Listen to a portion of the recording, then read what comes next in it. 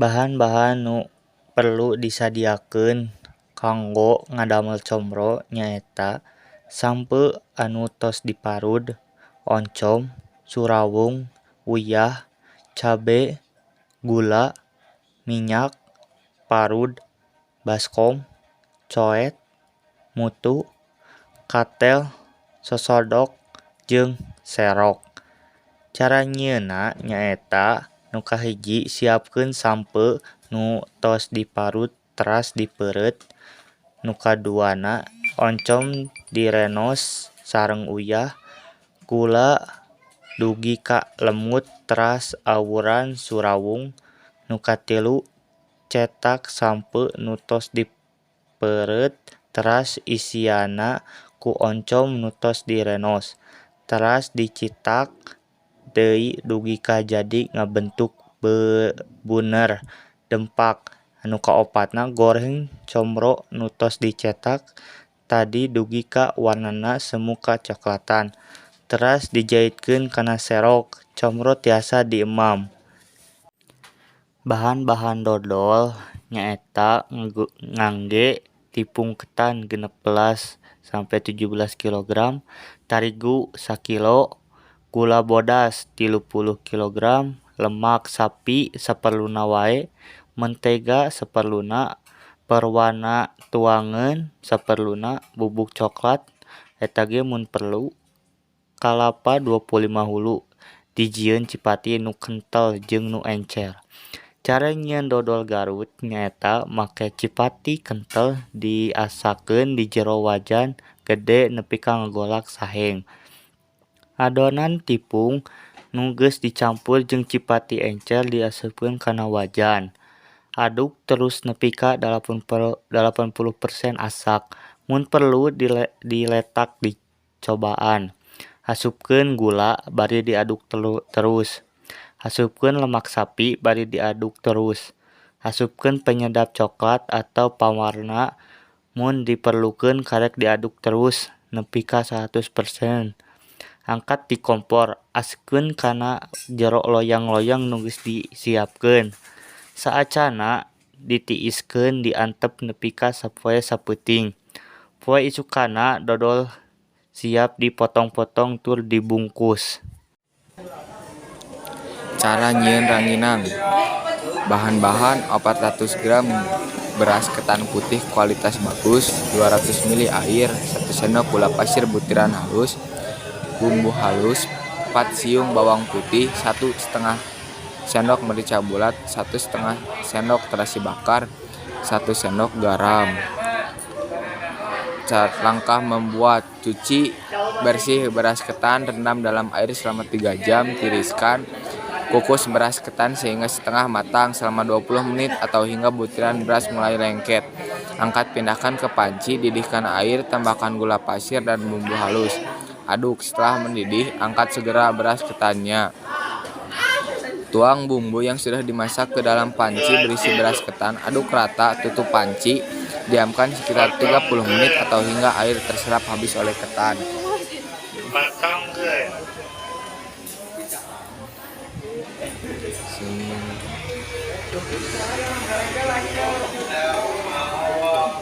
Lalu ambil 1 sendok makan nasi ketan yang masih panas, pipihkan bentuk bulat dengan diameter 6 cm dan tebal 0,5 cm. Letakkan di atas tampah kering yang bersih tapi jangan ditumpuk, lakukan hingga semua nasi ketan habis. Jemur di bawah terik matahari di sekitar 3 hari atau sampai benar-benar kering. Simpan di tempat kering. Panaskan minyak goreng cukup banyak dengan api besar. Goreng rengginang sambil dibalik-balik hingga butiran ketan mulai mengembang. Angkat dan tiriskan. Setelah dingin simpan dan dalam toples tertutup rapat. Rengginang siap disajikan. Resep bajigur. Bahan-bahan 500 ml cai, 100 gram kolang-kaling, 50 gram jahe bakar, 500 ml cai, 100 gram gula beureum, 2 lembar daun pandan, 2 batang kayu manis, 2 batang serai, 80 ml Frozen Flake kental manis rasa coklat, 200 ml santan, 1 sendok kopi bubuk. Cara memasak: rebus kolang-kaling, Markan jahe bakar dalam panci, masukkan air, gula merah, pandan, kayu manis, serai, dan jahe bakar. Tambahkan frozen flake, kental manis, coklat, aduk rata, masak hingga mendidih. Tambahkan santan dan kopi bubuk, aduk lalu masak lagi. Saring bajigur, masukkan kolang-kaling ke gelas saji, lalu tuang bajigur. Bahan-bahan bolondong nyaeta hiji per 2 kalapa anu atos dipalut, 2 1/4 kilo beas ketan, 3 cai, 4 pale anu atos disangrai, 5 1/4 kilo gula bodas, 6 1/2 kilo gula kaum, 7 1/2 sendok uyah. Saatos beas dikumbah keuman minimal 1 jam. Siapkeun panci sareng beas ketan sareng caina. Golakeun lalu aduk-aduk nepi ka lata. Tutup panci supaya tereh asak. Lalu aduk-aduk lagi nepi ka 20 menit. Saatos 20 menit campurkeun cai kurang leuwih 700 ml. Aduk nepi ka ciga bubuh atosan nepi ka ngagolak, lalu masukkeun kalapa sareng gula. Bere anu atos dibubuhkeun, tambahkeun uyah sakedik sareng gula bodas, lalu aduk-aduk terus nepi ka campur. Terus aduk-aduk nepi ka ciga enteng. Saentos siap ditiiskeun. Siap beas anu atos disaring tadi terus enten dibuleut-buleut diasupkeun kanu beas anu atos disangrai. Bahan-bahan putri noong: 3 biji cau tanduk, 500 gram sampel anu tos dibersihkeun, sapalapat kalapa kolot, 125 gram gula bodas, 30 ml cai santan, 50 gram mentega, 1/2 sendok vanili bubuk, 1/2 sendok uyah. Secukupna perwana tuangkeun. Sacukupna daun cau kanggo ngabungkus. Bahan kanggo mulungkana: 1/2 kalapa kolot anu atos dipalut, 1/2 sendok uyah, 2 lembar daun pandan. Langkah-langkahna nyaeta: kahiji palut sampe teras, campurkeun sadayana bahan iwah di perwana sareng cau, adukkeun nepi ka lata. Kadua, siapkeun daun cau anu atos disepang supados tiasa ngabungkus. Candak adonan anu tos diwana sabali dilatakeun ku garpu. Simpeun cau di luhureun terus bungkus saperti uras. Terus kukus 30 menit. Saur pami atos asak langsung ditiiskeun. Cara campurkeun sadayana bahan. Tambuhan sepa selama 10 menit. Saentos kue ditiiskeun, potong-potong terus gulingkeun ke dalam bahan taburan nepi ka lata. Kue putih noong siap dituang. Bahan-bahan jeung nyieun wajib: 1/2 butir kalapa parut, 500 gram beas ketan bodas, 200 gram gula beureum jawa, 1000 ml santan kalapa, 2 sendok uyah, 2 lembar daun salam, 100 gram gula bodas. Rasa tuangan. Cara nyieunna: beas ketan Keum sapeuting saacan dikukus bere pawarna. Kalapa parut daun pandan disangrai tepi ka seuneu nu sedeng. Sesering mungkin diaduk supaya henteu gosong. Terus warnana nepi ka berubah coklat ka muda. Seupan beas ketan nepi ka 30 menit. Cairkeun gula beureum, santan, uyah, gula bodas, perasa sampe ka berbuih jeung nepi ka menyusut. Asupkeun beas nu geus diseupan jeung kalapa nu geus disangrai. Aduk nepi ka kentel. Terus cicingkeun kanu wadah. Terus antep nepi ka tiis. Bungkus ku kertas minyak. Atur sesuai selera.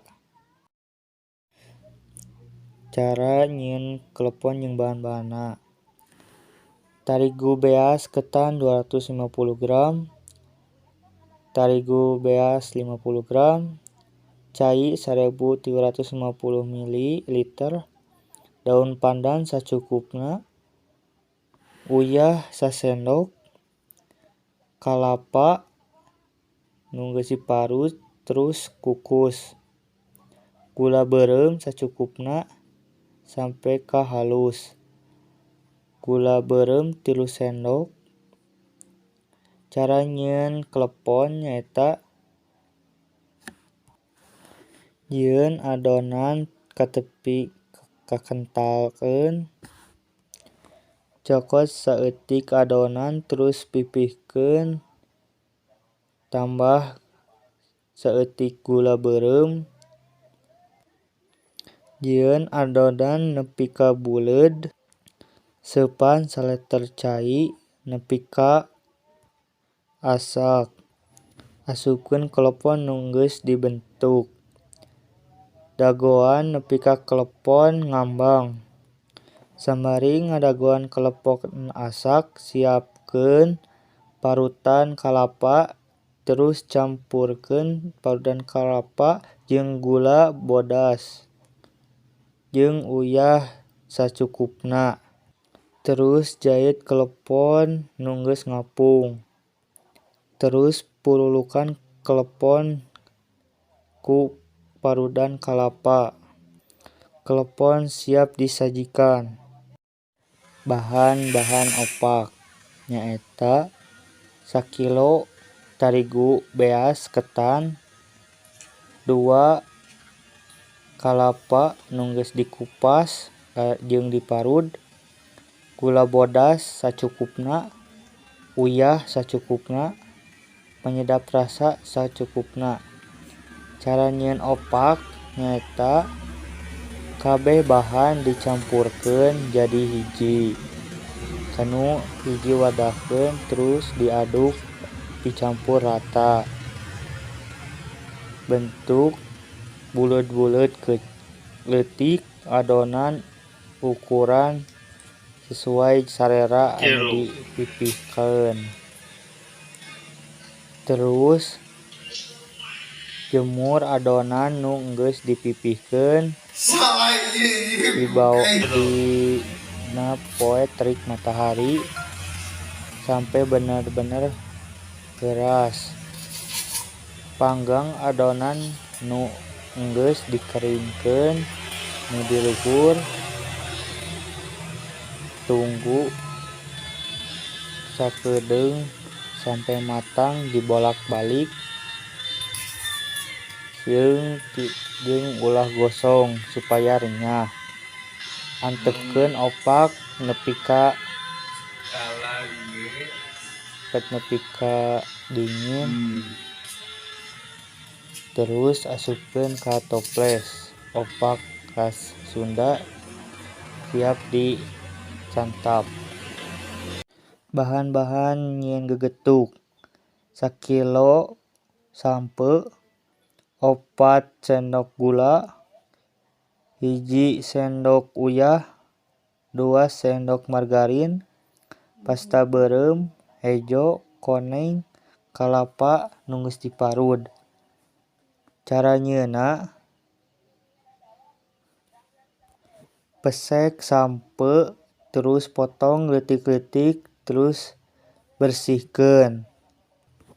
Terus seupan sampai ka asak. Asupkeun sampe, gula, uyah, jeung margarin. Asupkeun kana baskom terus tutu sampai ka lembut. Lamun edek dituang, purulukan kalapa nu geus disipan. Meh teu basi. Gegetuk siap diopi. Gak usah main sirkel-sirkelan, kita mah berlima juga maju.